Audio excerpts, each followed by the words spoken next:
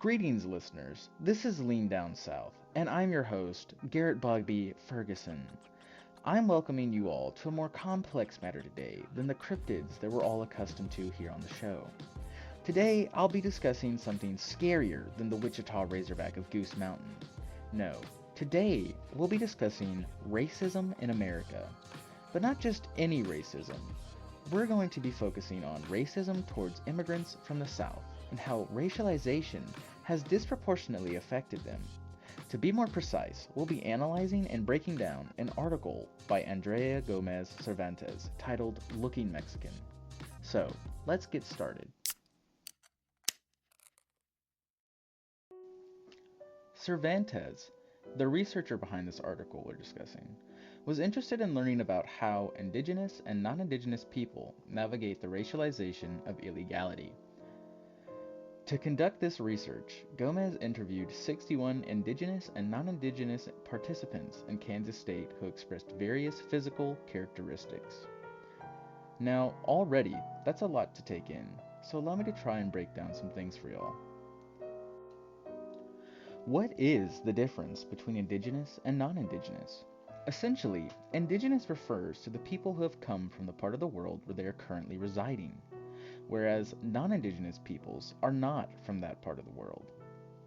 Now, what about this word racialization?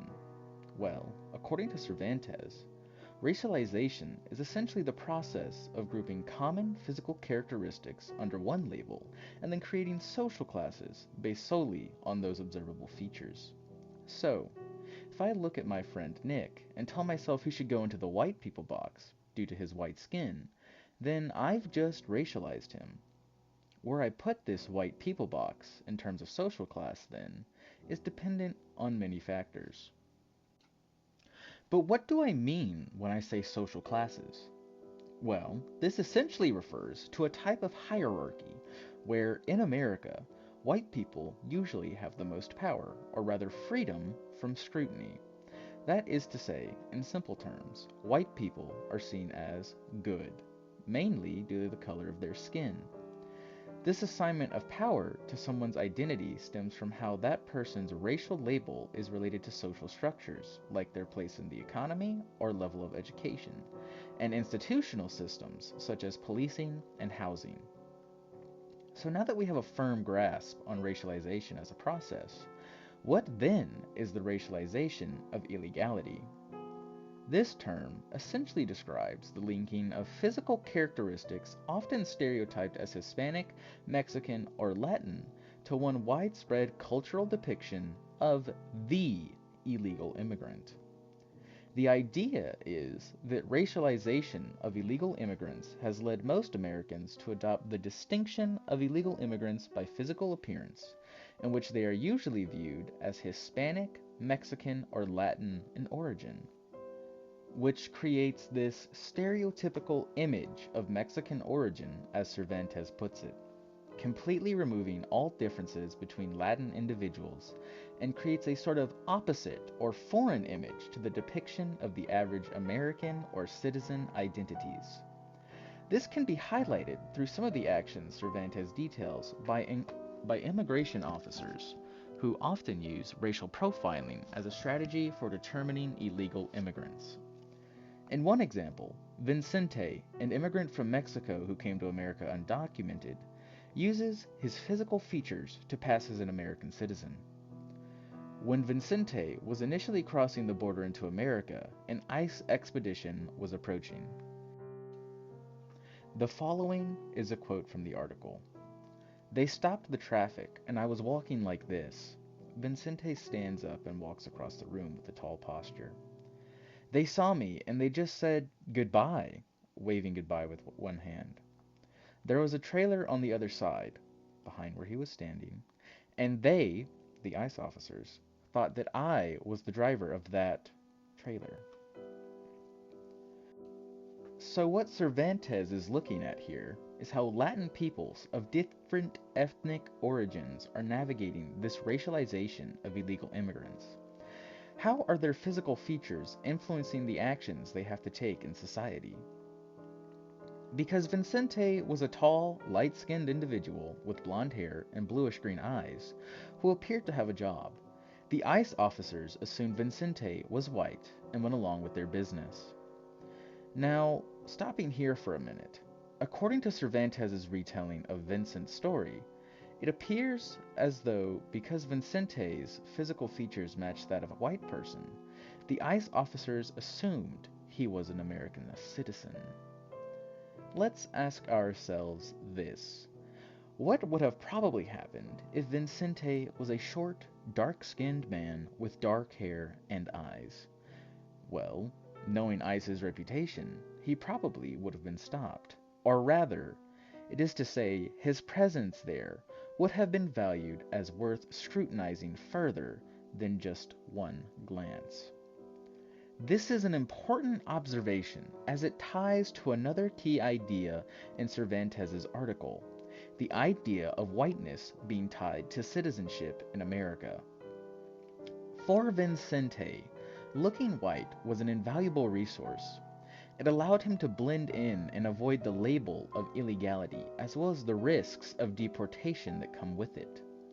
According to Cervantes, individuals who aren't white passing are subject to the risk of being labeled illegal. This discrimination, he says, is often legitimized by the courts in America. Now, that's a new idea. White passing. What does this mean? Well, if we take our knowledge of racialization and add on to it, white passing essentially means that we racialize someone as white, even if their race or identity isn't. So, for Vincente, having blonde hair and light skin are physical attributes often ascribed to white people, which then allows him to pass as a white person. There are many more examples in Cervantes' article of individuals using their bodies as a resource, doing their best to pass as a white citizen. Mind you, it's only necessary for them to do so due to the racialization of illegality as discussed earlier. This compiling of physical features and symbols has, according to Cervantes, erased any differences among Latin American immigrants regardless of origin, race, ethnicity, or social status. An example of how this homogeneous mixture can be toxic is seen in the example of Rodolfo, a 32-year-old Mexican with legal permanent residency in the US and a professional career in the higher education industry. Rodolfo explains that many don't believe him when he says he's from Mexico, due to the, quote, context of a Mexican migrant here being America. Much like Vincente, Rodolfo does not fit the Mexican stereotype, having light skin, being well educated, and a professional. Rodolfo's career in higher education gives him a heightened social position that counters the stereotype of all migrants having to work in low-wage, menial labor jobs. Rodolfo and Vincente both serve as examples of whiteness being tied to citizenship. With Vincente, his physical features allowed him to be racialized as white and thus not worthy of scrutiny from the institution meant to regulate illegal immigration. This highlights how, at the federal level, these institutions and the courts that support them see American citizens as white. With Rodolfo, his heightened social position and white-passing features led many to believe that he couldn't be from Mexico, as his existence just doesn't mesh with the widely held stereotypes on Mexican immigrants. This highlights the negative assumptions around individuals who look as though they are from Mexico. Rodolfo and Vincente, then, match the American ideal of citizenship, whiteness, which can be summed in a relationship such as this. Matching the stereotypic image of a white person, or rather being in close proximity to that image, is necessary for successfully integrating into American society.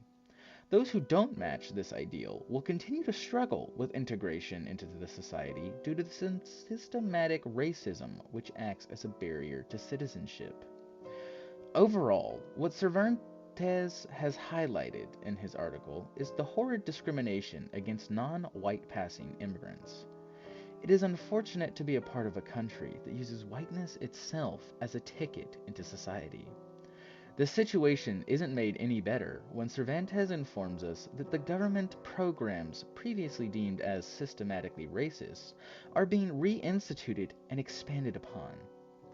This expansion of immigration enforcement targeted towards non-white passing immigrants of Hispanic, Latin, and Mexican origin has created a fear and suspicion of whiteness among this population, which reproduces and exacerbates divisions within the population. For Cervantes, whiteness will continue to be a boundary of citizenship, and with it the protections and rights associated to it, leaving non-white passing immigrants outside in the rain to suffer the consequences. Essentially, this means that even the youth and children who are meant to feel secure in America are now also becoming worthy of scrutinization. This is a dark time for American immigration, and unfortunately, there are no easy solutions. Cervantes chooses to end his article with a solemn statement. The following is a quote. The existing anti-immigrant political environment magnifies immigrants' anxieties, interfering with their integration, and furthers social divides within communities of Latin American immigrants. Latino immigrants' bodies are central to social integration processes which are complicated by boundaries of race, citizenship, and the racialization of illegality. In short, America has some explaining to do. Thank you all for listening this far, and tune in next week where you can expect to hear about the goons in Lake Murray, South Carolina. That's all from me, folks.